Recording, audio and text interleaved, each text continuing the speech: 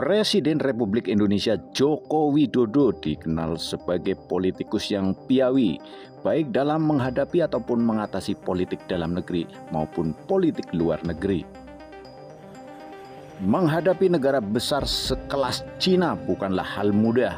Namun demikian, redaksi admin mencatat beberapa langkah-langkah strategis Jokowi yang dinilai cukup berhasil menjinakkan Cina. Berikut ini langkah Joko Widodo dalam menaklukkan Cina. Yang pertama, kasus Natuna. Hubungan Cina dan Indonesia memanas ketika Cina mengeluarkan peta Nine Dash Line yang menyerempet atau bahkan memakan Kepulauan Natuna sebagai wilayah Indonesia dan diakui sebagai jalur pelayaran nelayan tradisional Cina. Jokowi kemudian bertindak tegas dengan melakukan berbagai upaya diplomasi maupun lapangan. Saya kesini juga ingin memastikan penegakan hukum atas hak berdaulat kita, hak berdaulat negara kita Indonesia atas kekayaan sumber daya alam laut kita di zona ekonomi eksklusif. Kenapa di sini hadir Pak Kamla? Kenapa di sini hadir Angkatan Laut untuk memastikan penegakan hukum yang ada di sini. Jokowi juga beberapa kali mengunjungi Pulau Natuna dengan dikawal oleh pasukan keamanan laut juga Tentara Nasional Indonesia. Pakar militer dan intelijen luar negeri juga meyakini bahwa Presiden Jokowi telah menggelontorkan lebih dari 500 miliar untuk membangun kekuatan militer maupun infrastruktur di Pulau Natuna. Hanya perlu waktu kurang dari 1 tahun Presiden Jokowi memaksa kapal-kapal Cina, baik militer maupun nelayan, meninggalkan Pulau Natuna.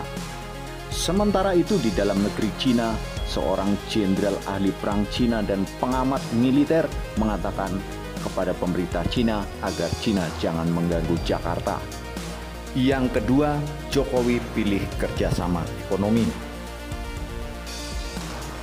Ketegasan Presiden Jokowi di Pulau Natuna mengagetkan para ahli di Cina karena setahun sebelumnya atau setelah pelantikan menjadi Presiden Republik Indonesia 2014, Jokowi terkesan sebagai pemimpin yang lemah alias pelanga-pelongo. Pada berbagai pertemuan bilateral lainnya baik langsung maupun melalui menterinya, Jokowi memberikan pesan yang tegas agar mereka bekerja sama setara dan lebih cocok ataupun lebih suka membicarakan kerjasama bidang ekonomi dan infrastruktur kepada Cina. Dan keinginan Indonesia untuk membangun jaringan kereta cepat juga diutarakan kepada Cina, yang kemudian kita ketahui bersama Cina dan Indonesia sukses membangun kereta cepat WUS Jakarta-Bandung. Yang ketiga, tetap lanjutkan namun selektif.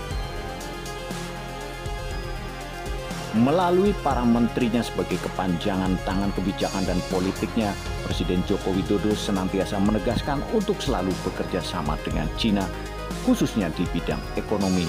Dan terakhir adalah kebutuhan pangan. Indonesia juga berencana melanjutkan kereta cepat dari Jakarta hingga ke Surabaya dan mengimpor beras 2 juta ton. Pada tahapan ini Jokowi berhasil untuk menyingkirkan Cina dalam urusan rebutan Pulau Natuna ataupun Nine Dash Line dan cukup berhasil untuk menjaga hati serta menjaga kerjasama bidang lain. Namun kerjasama di poin keempat nampaknya Jokowi lebih selektif dan hati-hati. Yang keempat, pembangunan IKN minimkan peran Cina. Seakan tahu betul bahwa kondisi sentimen politik di dalam negeri tentang Cina sangat kuat dan cenderung negatif. Kemudian juga di sisi lain Jokowi berpikir seolah-olah peran Cina untuk dikurangi atau diminimalkan. Dan lebih hebatnya lagi, Jokowi memberi kepercayaan kepada perusahaan, baik BUMN maupun perusahaan swasta, untuk mulai membangun IKN tanpa peran Cina. Nampaknya Presiden Jokowi juga memperhitungkan kegagalan Cina dalam membantu membangun ibu kota baru di Malaysia dan Harvest City yang gagal. Cina juga berada di balik perpindahan ibu kota Myanmar yang baru, Naypyidaw, yang gagal. Kemudian juga Mesir yang juga sedang membangun ibu kota baru 3 tahun lebih awal dari IKN, yang juga dibantu Cina. Nampaknya perjalanannya begitu tidak mulus ataupun terkesan tersendat-sendat. Joko Widodo selain sebagai Presiden Republik Indonesia juga dikenal sebagai politikus yang ulung dalam menyeimbangkan berbagai kekuatan maupun kepentingan, baik di dalam negeri dan di luar negeri. 4 hal yang admin sajikan adalah beberapa saja atau sebagian kecil dari kecerdikan dan keulungan Presiden Joko Widodo dalam mengelola negara, mengelola organisasi, mengelola konflik, maupun memelihara keseimbangan.